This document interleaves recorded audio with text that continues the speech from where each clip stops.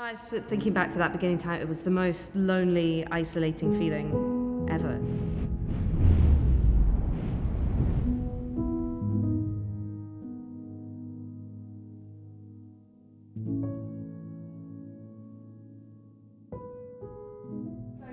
Can you tell us, obviously, what happened when you found out that you had cancer? Can you take us back with you and tell us the story of that? Yeah, so I wasn't having any symptoms or anything. I just happened to feel my neck one day and felt a lump at the bottom of my neck, and thought, that's not that normal. But I didn't think that much of it because I'd had glandular fever before, which gave me a lump up here. So I just thought it was something like that. And somebody told me, no, go and get that checked out.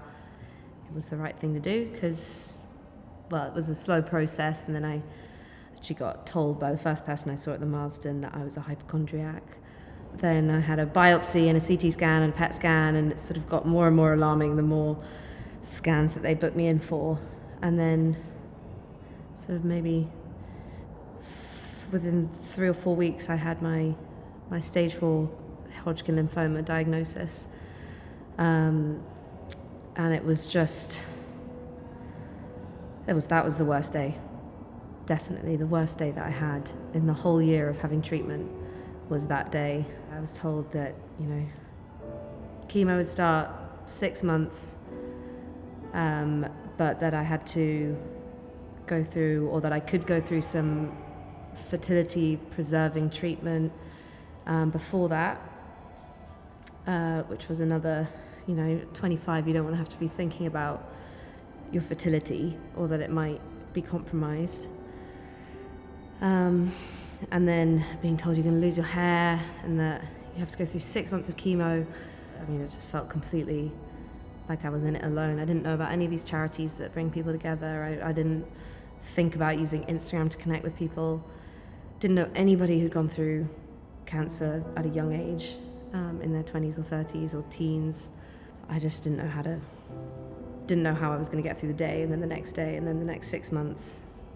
I just felt completely hopeless.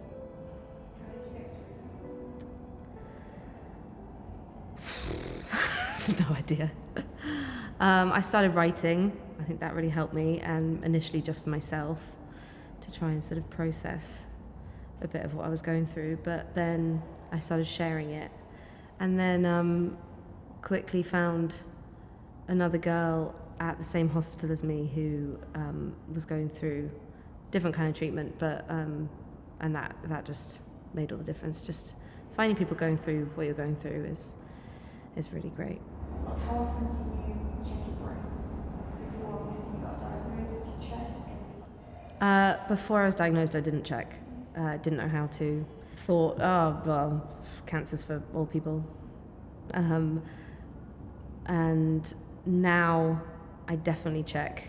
I'm sure before I didn't check because it was just a nagging fear of finding something, but it makes no sense to bury your head in the sand. Early detection is everything, and it's literally the difference of life and death.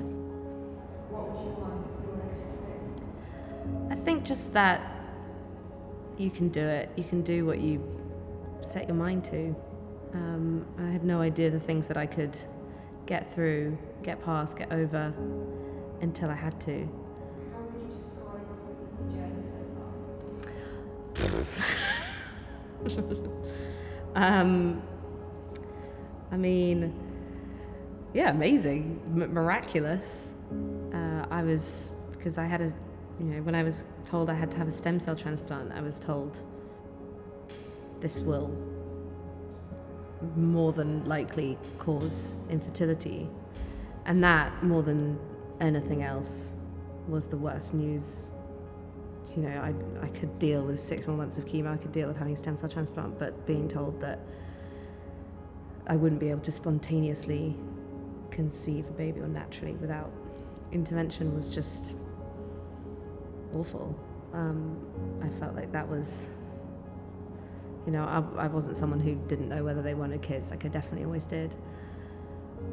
And it was just the worst news. I felt like something so primal to me had been taken away. When it started being that all my friends were having kids, you know, whether or not it was easy for them, to me it would just, every time, you know, I know I'd be so happy for them, I just felt like it would hurt so much every time, no matter how happy I was for them. So then earlier this year, when I rang my clinical nurse specialist at the Marsden about something else completely, and then just mentioned that, you know, I hadn't had a period in a couple of months or something, which wasn't that weird for me. And she said like, oh, well, you might want to take a pregnancy test. I was like, what? You told me that wasn't possible. And for her to say like, oh no, I mean, it's very, very, very, very rare, but it could happen. I was like, wow. That, and then I just had a huge sort of anxiety, shock, fear, terror.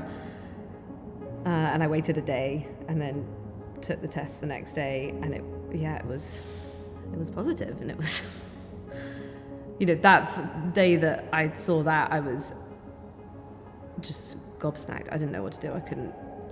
I just sat on the sofa painting my paint by numbers and watching New Girl all day. I just couldn't really do anything else. But then as the kind of news settled a little bit more, and I told a couple of people, it just got better and better. When your little girl is born, what is one of the key lessons that you want to teach her that you've learned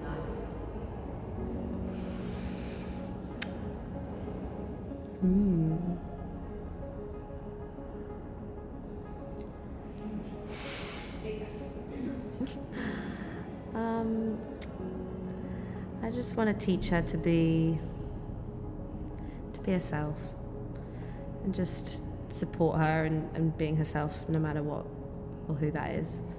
Yeah, I want her to be proud of herself and know who she is.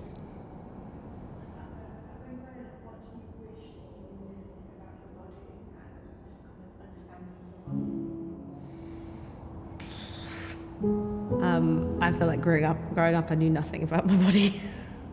I don't think I was very in tune with myself. I didn't know what was normal. I also didn't know the strength I had. Putting that more positively, you know, I had no idea of what I could achieve. And it, you know, I'd never say that cancer made me strong, because I wouldn't give it that much credit. But it definitely made me realize the strength I had. And I wish I had known that growing up. I wish I'd known, oh, you can do this.